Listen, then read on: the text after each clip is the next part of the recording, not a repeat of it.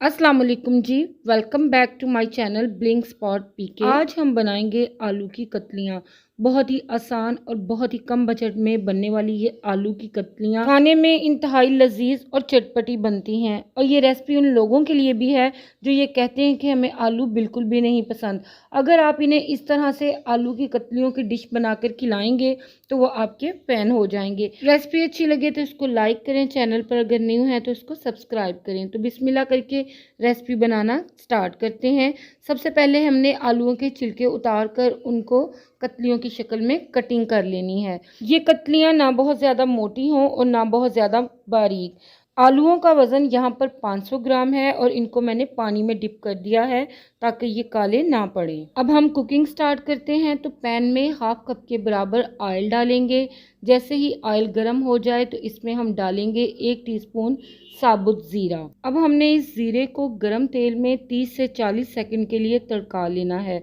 जब ज़ीरे की बड़ी प्यारी बड़ी ज़बरदस्त सी खुशबू आने लगे तो हमने इसमें अदरक, लहसुन और सब्ज़ मिर्चों का पेस्ट ऐड कर देना है। और ये तीनों पिसी हुई चीज़ें तकरीबन 1-1 टीस्पून के बराबर हैं। हम कुछ सेकंड के लिए इन मसालों को भून लेंगे ताकि इनका कच्चापन दूर हो जाए। जब ये मसाला अच्छी तरह से भून जाए और बड़ी प्यारी सी खुशबू इनमें से आने लगे तो इसमें हम शामिल कर देंगे आलू। अब इन आलूओं को हमने हाई फ्लेम पे इस ऑयल में मसालों के साथ 5 से 6 मिनट के लिए फ्राई कर लेना है। आलूओं की कतलियाँ जब भी आप बनाएं इनको फ्राई ज़रूर किया करें।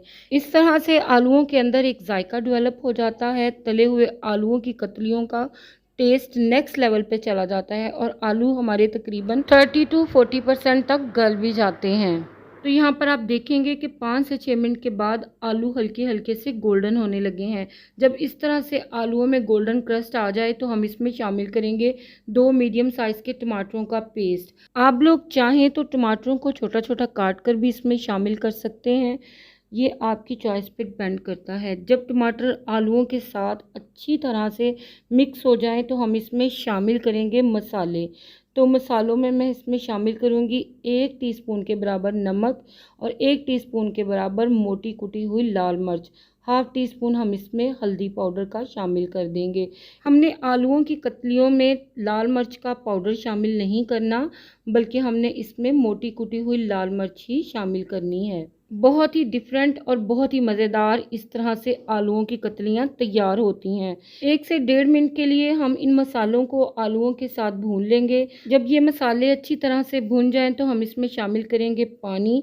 तो 1 कप पानी का यहाँ पर मैंने इस्तेमाल किया है। पानी शामिल करके हम इसको कवर कर देंगे और 5 से 6 मिनट के लिए मीडियम लो फ्लेम पे इसको कुक कर लेंगे। तो 5 से 6 मिनट के बाद कवर को हटाते हैं तो यहाँ पर आलूओं की कतलियाँ हमारी मुकम्मल तौर पर गल चुकी हैं। इनको मैंने हल्का सा सॉसी रखा है। आप चाहें तो अपने टेस्ट के मुताबिक इनको बिल्कुल ड्राई कर लें।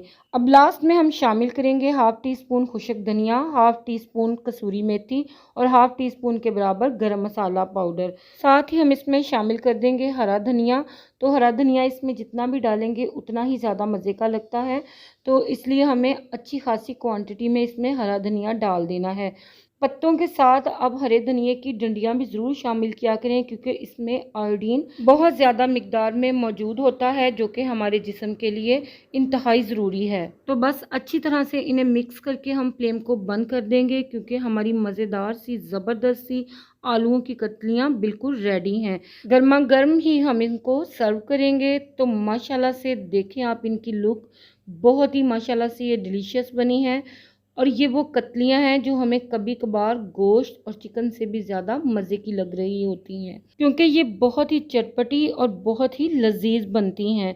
मैंने इनको चपाती के साथ सर्व किया है। आप इनको पराठे या पूरी के साथ सर्व करेंगे तो आपको बहुत ही मज़ा आ जाएगा। बहुत ही मज़ेदार, कम बजट में और बहुत ही जल्द ये बन जाती हैं।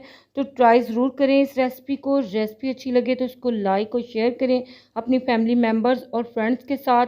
चैनल पर अगर न्यू है तो इसको सब्सक्राइब किए बिना मत जाएं। मिलते हैं बहुत जल्द एक नई रेसिपी के साथ। तब तक के लिए इजाज़त चाहती हूँ। अल्लाह हाफिज़।